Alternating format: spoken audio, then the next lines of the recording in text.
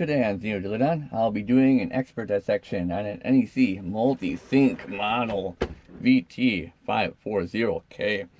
This is a video projector, and due to its age, I believe this is a 3-way LCD video projector. I have no idea what's wrong with it or what condition it's in, because it just came to me in non-working condition from my video mapper friend, who gives me quite a few projectors to tear apart for optics. Anyway, let's crack it open, see what's inside.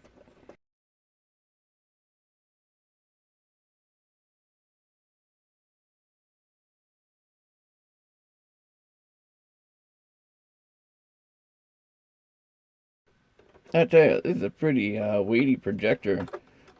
Has a lot of quality inside of it, as most older NEC things do. The top cover isn't an absolute trampoline. Now there's another screw, I see it.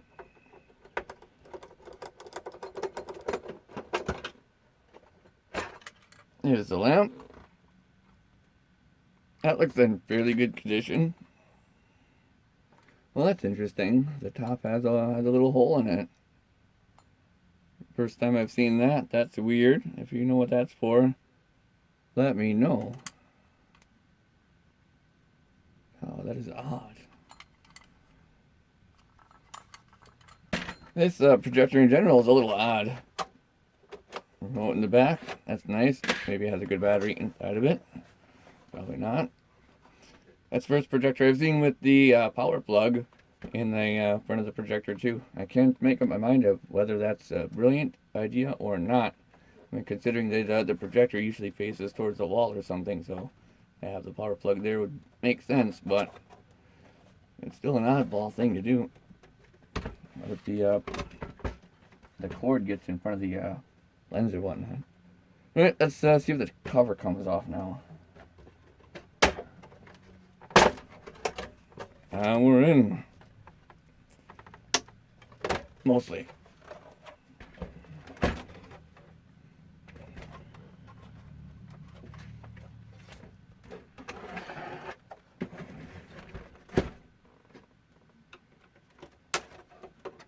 Oh, that's dusty.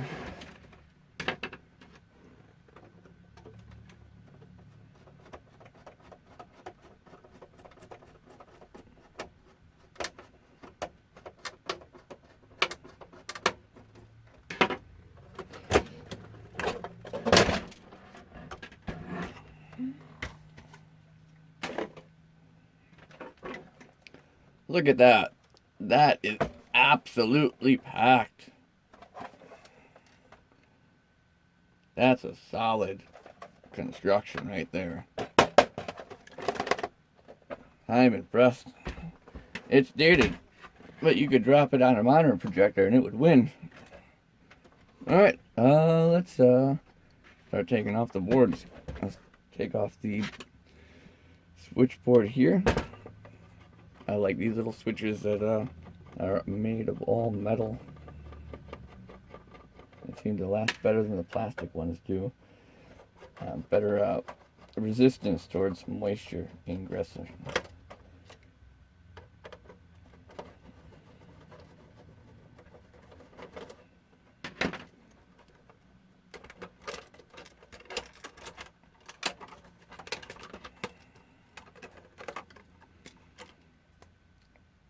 Switch plate. Button interface board. Oh yeah, that goes to another wonderful projector speaker. I love projector speakers. They all sound amazing.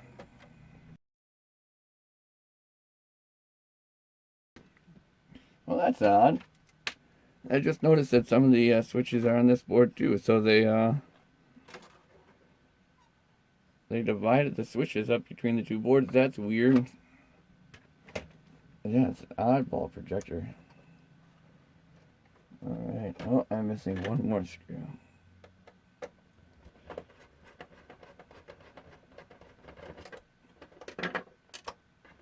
Alright, let's pull this up.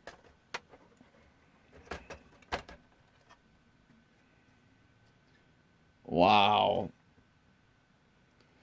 That's dated. Look at all of the other analog devices DACs. Probably for the analog input here over on the side. That would make sense. This all lines up with that section. So yeah. And here, where do those connect to? Boom out here, PM, okay. Yeah. That's a busy board for the era. Got some RAM here. NEC, probably another an FPGA. Don't know what this is. Looks like this is a little relay. A lot of this is for handling power too, boy. More memory. Yeah. These look like FPGAs of some sort. That one and the other one, and this is probably display driver type thing. Let's see. Oh, this is subassembly here to here. Oh, interesting.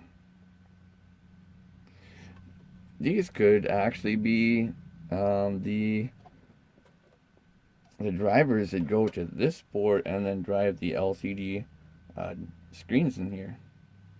So, like sets of 2 per each. So, like red, green, and blue output signals or something like that. That's rather interesting. Alright, let's get into the optics, because that's why I'm here.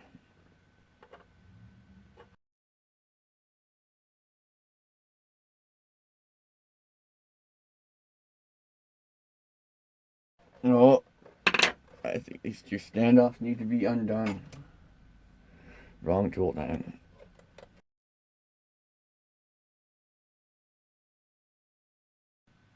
What does path mean?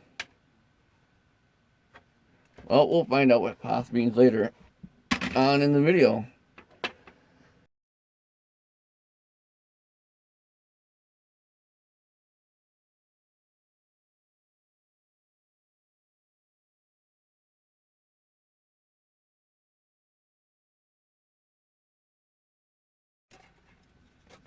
Look, that's my favorite thing in the world.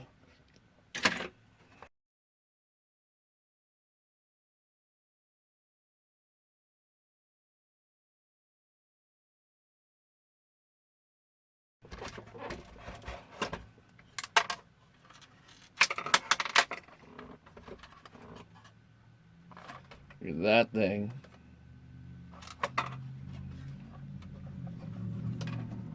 That looks like a George Lucas prop. That's a nice focus assembly here too. It really shows you how the whole optical focus train works. That's a nice demonstration tool right there. I like that. I like that a lot. We'll take that apart a little bit more later on. Now, how do I get this power supply section out? That's what got me going right now.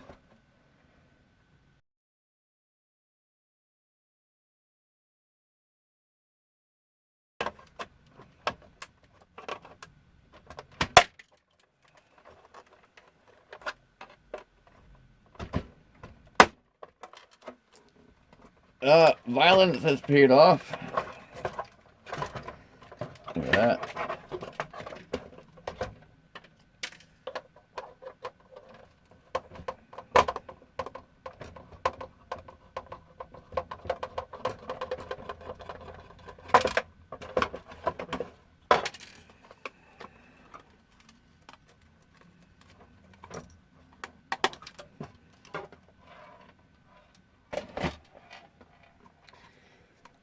That's a nice power supply section. It's all put together very well. Nice fan. All metal body. Let's continue to take it apart. We'll probably find 3 sections inside of this unit. It's going to be maybe a filter board, and then the main power supply board, and then the lamp driver inverter ballast thing.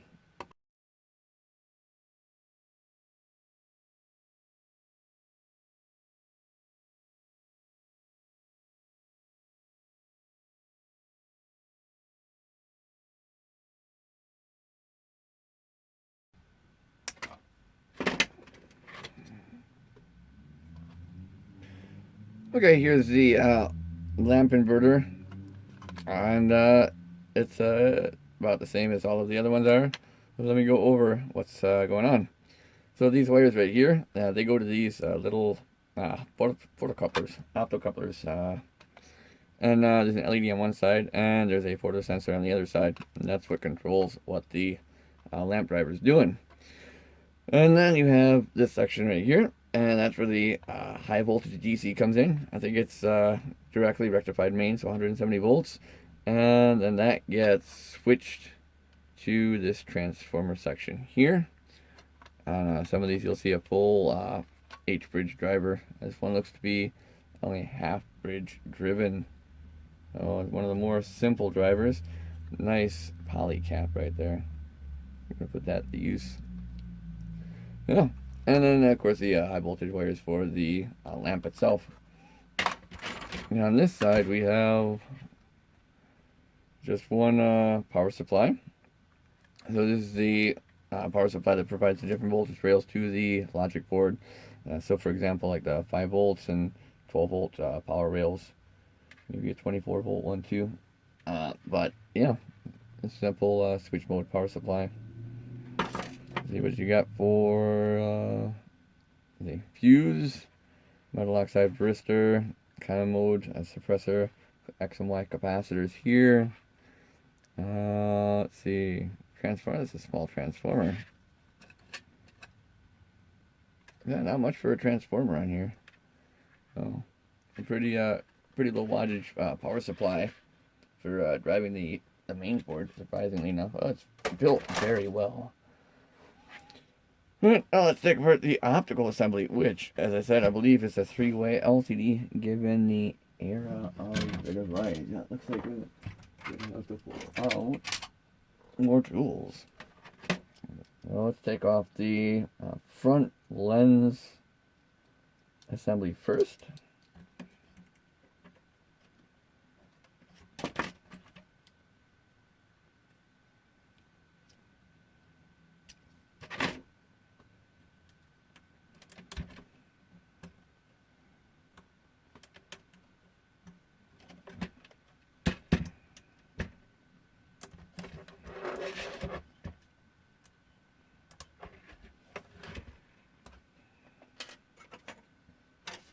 Then I get away with using the wrong tool again.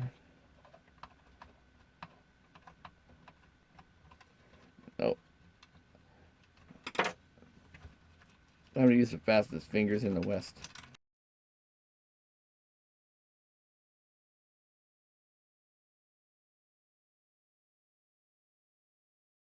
Oh, that was a long one. Oh yeah, that's nice.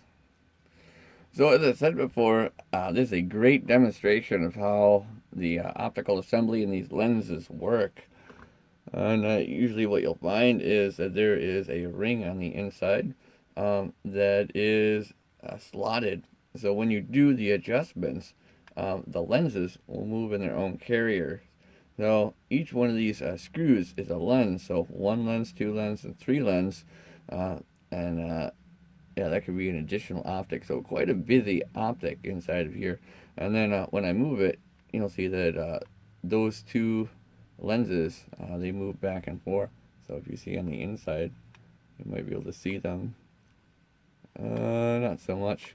And then let's see if we can get the other ones to rotate. Yeah, no. So those are actually locking pins to prevent it from rotating further past the point. So yeah, so that's how that works. But it's nice to see this all out like that.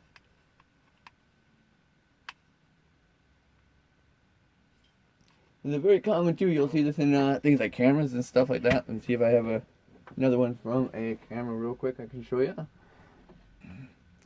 this bugger right here. So it's a nice, good demonstration of how the mechanism works. So it'll be in a carrier like this, and it'll all move up and down like that. So very nice assembly.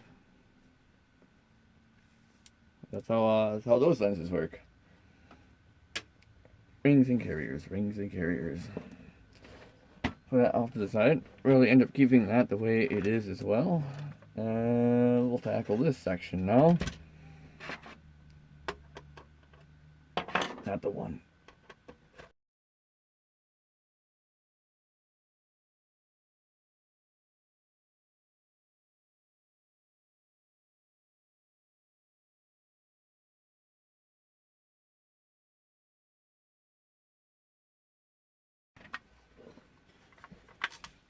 Alright, let's see what we have here for an optical train. Well, we got this section right here, and the lamp shoots in this way. And we have the beam homogenizing section, which is this lenslet array right here. And then there's another lenslet array on this other side. See if you can pull those out carefully without dumping everything else out.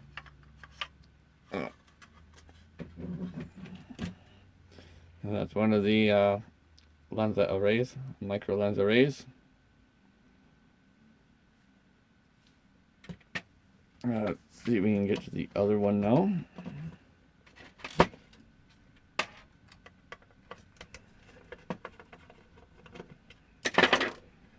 Yep, right underneath here in this section.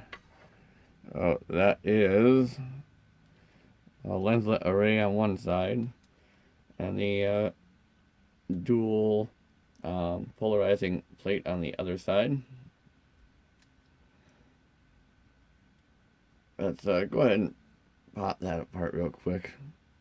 Oh, that is some pretty decently tight epoxy. Can your nails do this?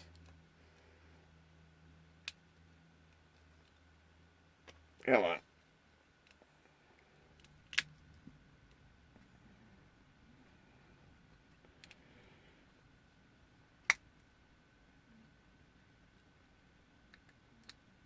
Oh, that's coming apart in pieces. That's okay. I can show you how this is all put together then. Not like I don't have a small pile of them anyway. Going out.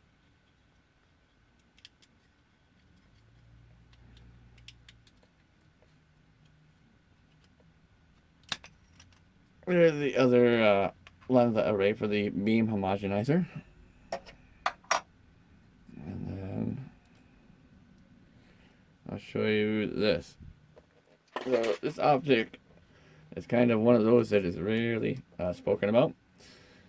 Let's see. And it's in pieces now. So what this does is it polarizes the light that's going into the projector. So if you take a look at the top, you'll see these strips, and those strips are polarizing film. Now, reflections will also polarize light. So for example, like reflection that's off a road or the surface of a water or a desk or something like that, it's polarized as well. And that's polarized in the same way that the that plane is. So for example, if light is coming, bouncing off this, it's going to be polarized this way. So keep that in mind. And we'll see that this is made with 45-degree edges. So the light comes in, reflects, bounces off, reflects again, and shoots out. So the light that bounces is going to be polarized in this direction. Now, there's also light that travels directly through the optic, and that light will run into the polarizing film on the top, and then instead of being polarized with the surface that it's reflecting off of on the inside of this optic, it's polarized like this. So you have light coming through this optic that's polarized in this direction and polarized in this direction. It's important because this is an LCD device, and just like any other device that uses liquid crystal, polarization is very important, and we need those sources of polarized light. And in fact, if I do hold a polarizer up to this, might be able to see some changes as I rotate that. It works better when it's all in one piece.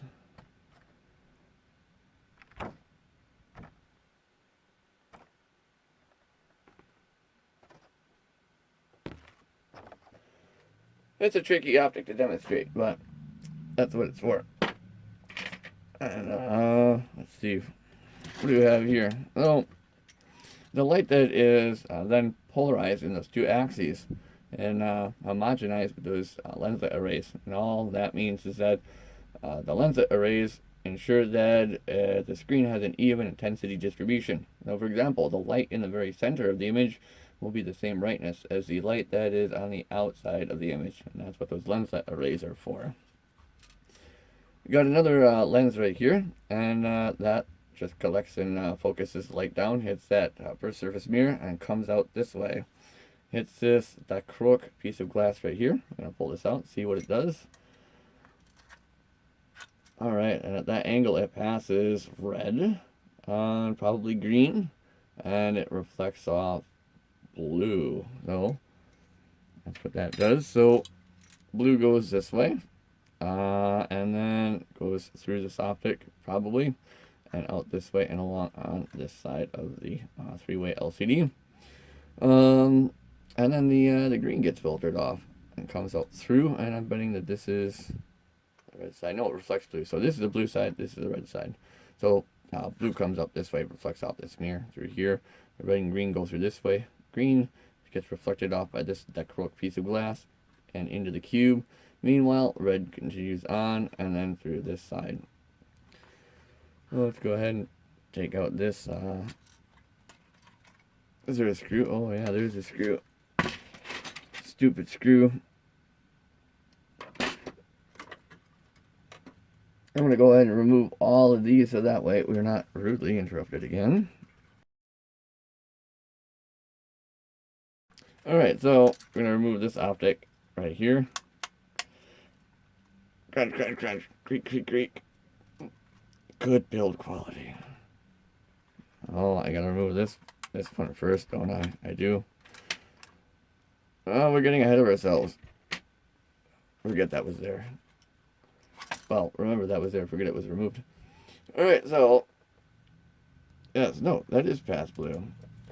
Yeah, I had it right the first time. That's totally past blue. So, blue light does in fact come up through here and out through this side.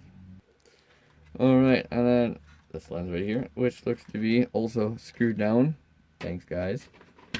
Which is a biconvex lens. For the majority of the optics in here, they're all going to be either plano convex or biconvex. There's very few concave lenses in optics, in consumer optics. Yep, that's a nice lens. Put that off to the side for the time being. Got some first surface mirrors. That's a nice first surface mirror. I got another first surface mirror here, and another first surface mirror right there. 3 first surface mirrors. Those are useful. Go ahead and pull those out. Well, eventually, get this lens removed. That's screwed down. Lots of screws. This thing is built real well. Oh, yeah. That's a hard reinforced plastic on there. That thing could be bombed and it would still survive.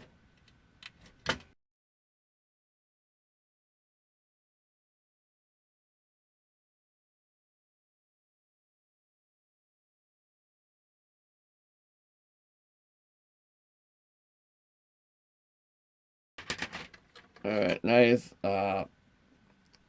biconvex lens. Now off to the side. Pull that first surface mirror out. Trying to put all my fingerprints on it.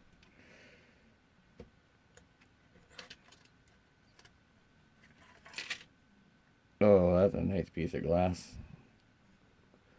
Wow.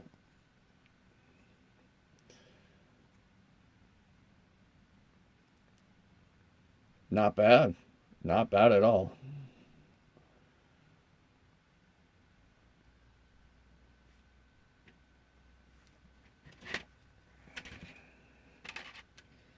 Alright, let's pull out the other mirrors real quick. wonder if they're all like that. Nope. This one is a much heavier coating. As I'm betting this one will be. Look at, what is the purpose of this? You got all Allen screws and everything except for this one, which is a Phillips. Okay, guys, you make up your mind here in the engineering division which one you're going to use.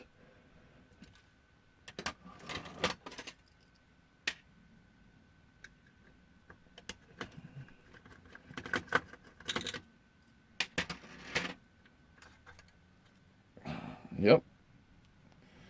Much better coating on that mirror as well. Much thicker. Alright. And now we're getting it. We're getting to the very end. Yeah, that one's another Allen wrench.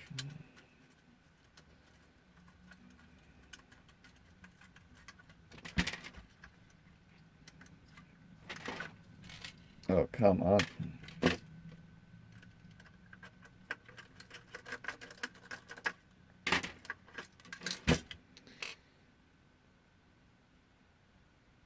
Yeah, I like when lenses have little carriers like this. Sometimes it's useful to be able to put them on your own project. Okay, how is this all assembled? Looks like two Phillips screws hold the X Cube LCD assembly on. Remove those.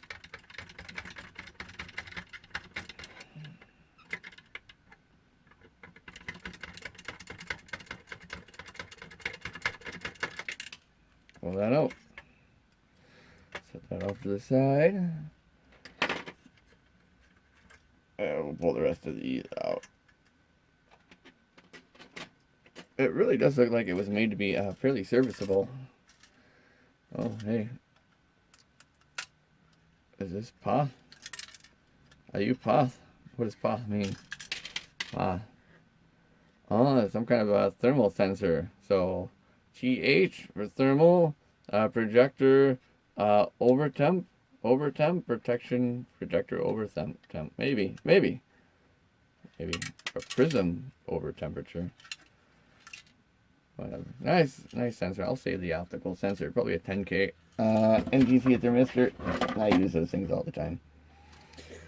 Well, let's take a look at these three optics real quick. Not so much the lenses, because those are just lenses, but the polarizing optics that are coupled to each lens. Remove those individually here. There we go. Move that one. So as I said before, just like any liquid crystal device, it does heavily also rely on polarization, and the color is easy to understand. RGB, it makes white, but the polarization is a little bit more complicated. So each one of these pieces of glass has not only a dichroic dichroic coating on it, but it also has a polarizer on it, and they're polarized in a slightly different fashion for a slightly different bandwidth. So for example, one's favor red, one's favor blue, instead of just being a gradient between brightness, like most polarizing films tend to be. And while we get a slightly different color of each one of these polarizing films. For example, the green, the red, one could be the blue. Of course, this one could be also the blue. Whatever, you get the idea. So if we take a look at these underneath a polarizing film, actually, you know what? We're going to put those down. That way we can see through them. You'll see that those change. So they also help to polarize the light that's going into each one of those LCD screens. So I want to point out something real quick. You'll notice that this one has a little red dot on it. This one doesn't. This one has a blue dot. So blue, green, and red. Now these aren't made exactly the same. They have slightly different polarization characteristics to them. So say for example, this one would use light that is polarized this way, and this one would use light that's polarized this way. Let me think about that. Other way around. Yeah. Because the surfaces are in the vertical. So the green that passes through is in the horizontal. Meanwhile, the red and the blue are both in the vertical polarization to reflect off the thin film optics on the inside of the cube. You'll also notice too that there are more polarizing films on the cube itself. If we investigate further, let's go ahead and pull the cube apart, at least one side of the cube.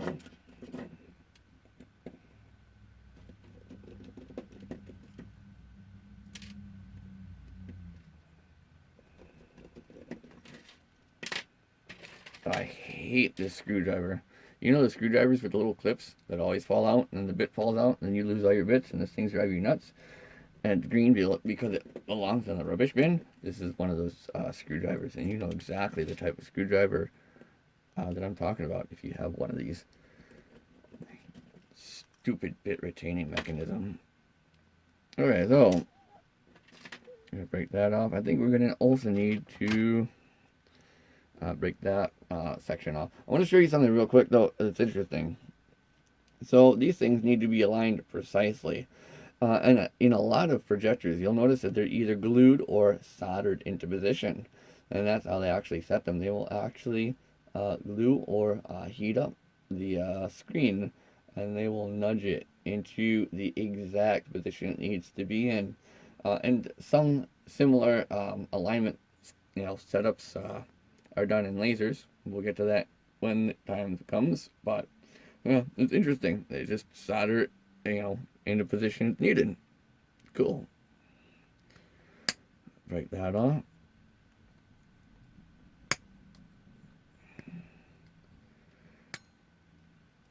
Alright. And we'll see here that on the X cube, there's actually another polarizer on the surface. Let's point that a little bit more with this. No. If I turn this, you'll see that it goes black, and then it becomes transparent again. So what goes on is the polarized light coming through this polarizer, and from the dual axes polarizing plate that's in front of the lamp. That polarized light is sent through the LCD panel, and then the other polarizer is on the cube in this case. So each one of the LCD panels are polarized independently and then joined in the beam splitting cube. And beam splitting cubes are quite complicated to understand. So here's my demonstration beam splitting cube. You'll notice that this side is one that reflects blue. If you rotate it, you can see that the cube kind of becomes transparent without a determinate reflection. So not much color. Blue, not much color. That's because on this axis there is the correct surface in the cube this way, and a polarizing thin film optic this way. So the red that you get is not because it's reflected off in that color like the blue is, but it's actually the filtered remainder that you're looking at. Now, for example, we'll consider it like this, which is that one side. Let's see, focus a little bit more. There we go. We have to take a look at it this way. It reflects blue, and then when we rotate it, what you see is actually the orange-red that's passed out, just like that, and the internal reflection of that optic is why you see it reflected back out. Well, a little bit of a complicated optic, but pretty cool. Relies heavily on polarization as well, simply because it is made for an LCD projector. So if I take this and rotate it, you'll see that there is some change in the cube itself. Underappreciated optics, and often not fully explained ones. So yeah, it's pretty torn down. Let's get all these parts organized and go through what I got. Let's take a look at everything harvested from the expert projector dissection, starting with the optics. So I've got these three little LCD panels, and they're pretty interesting. If you look through them, you can see the spectrum of stuff, just like those fancy glasses. And also do some fun stuff with lasers. I'll turn the light off and shine a laser through that. We can see. Oh, here's the LCD panel. we get these fun diffraction patterns from those. So that's pretty cool. Along with that, we have some first surface mirrors. So that's a first surface mirror, first surface mirror, first surface mirror. That's also very useful when you're working with lasers, as well as the diacrylic glass for doing color joining. So here's a piece of diacrylic glass, and here's another piece of that diacrylic glass. Very useful. We got the polarizing optics, which also have a diacrylic coating. So these are pretty interesting optics in of themselves. But I'm going to show you something that's really cool and that you, right there, may want to pay attention to if you're working with lasers. Something called a wave rotator plate. And some LCD projectors use wave rotator optics. And what you're going to be looking for is very thin pieces of glass that look like that. So you can see how incredibly thin that is. In contrast to a microscope slide, it's about a third to a quarter of the thickness. But this is not normal glass. I believe that this is actually some kind of quartz or other material. And let me show you something. So we've got two pieces of polarizing film right here, just like that. And if I take the microscope slide, it's a regular, just I think soda glass. I put it in between. You see that there's no change at all. However, the material that these are made out of affect the polarization. So if I slide that in, you'll see that even whatever substrate or glass that is also has effects. And I've used these for doing wave rotating in lasers. So for example, if I say I have this here like that, and I shoot the laser in to see what wave mostly blocks the laser, yeah, I would say that's mostly blocking. Now if I go into this section, you can see that it becomes, they rotate it, it becomes a little bit more transparent. Yeah, so just like that. So these are very useful little plates. If you find them, it'll let you change the polarization of your laser light source.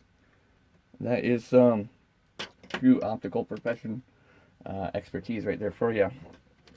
Continuing on, we have a whole bunch of the positive meniscus lenses. Most of these are biconvex. I don't think there's anything with a negative power here, so yeah, these are all biconvex lenses. We have the X cube right here, the diacrylic X cube.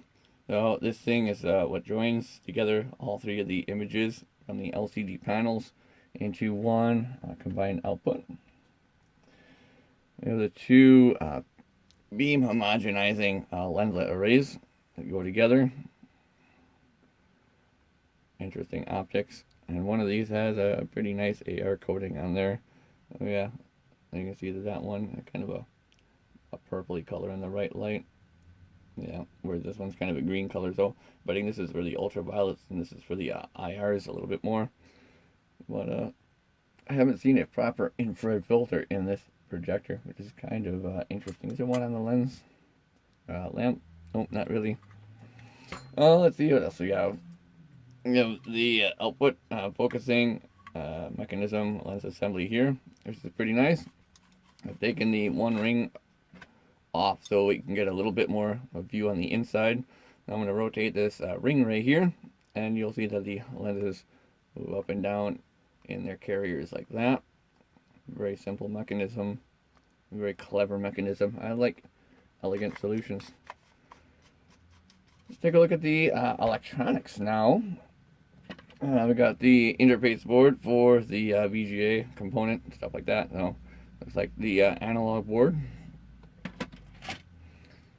Switch board, very nice switches.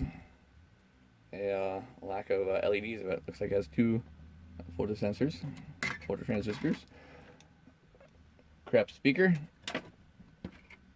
Got the LCD panel interfacing and driving board. Looks like three separate LCD drivers, and they probably get their signal from those 6 chips on the main board. Not much going on with that though.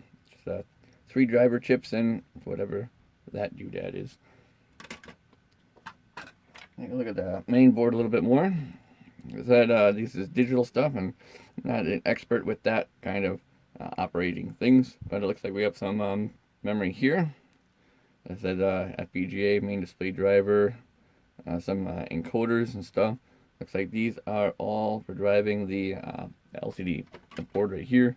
So it looks like, you know, 2 analog drivers of some sort. It could be analog to digital or digital to analog. Not sure what those do. Looks like we got some RAM here and another chip. Oh, yeah, pretty busy main board for the era. Probably cost quite a bit to manufacture when it was manufactured. Got this lamp driver inverter here, a high voltage transformer. I got the all 170 volts. It comes in here. A little bit of filtering and whatnot. This may actually take AC. I think it's should be DC. But anyway, yeah. So this is for driving the lamp. Looks to be a half bridge output. So 1 driving transistor. Probably this bugger right here. Looks like a MOSFET of some sort. And it's probably a diode, isn't it? Yep, that's a diode. Optical coupler and Q of some sort. What are you? Janice, I have no idea what that is. I can't tell you. I don't know. But yeah, pretty simple. What else? We have some. Oh, yeah, about this first. The main power supply. So this is for converting mains voltage into the logic level voltage, and then for doing the rectification and the output to the lamp driver. So this is what these go to, is that lamp driver, high voltage for that, big capacitor for that. Pretty nice board, though low current output for the main board. Really doesn't need much. Has a 5 to 24 volt rails supplied from this. Pretty nice little compact unit overall. But not much to it. Let's see what else. I got a nice little fan here. Pretty good construction. We have this fan over here, which looks like it's made for driving a trumpet. I might just cut it off here and use it as a general blower. But overall, not bad. It's a really well constructed projector. Of course, I expect none less from NEC. They usually build quality stuff. I've been pleasantly surprised. It's usually the older stuff that's built better than the new stuff. But you know, that's the way with capitalism it is. And yeah, I like the older stuff. It's more fun.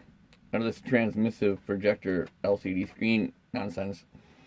And lastly, got this little thermistor, NGC thermistor. It'll be handy for laser heads and stuff like that for the temperature feedback. So I'll put that to use too. But that's about it, I think, for this video. I don't see anything else that says talk about me. So, as always, stay tuned for more. Oh yeah, gotta do one more thing.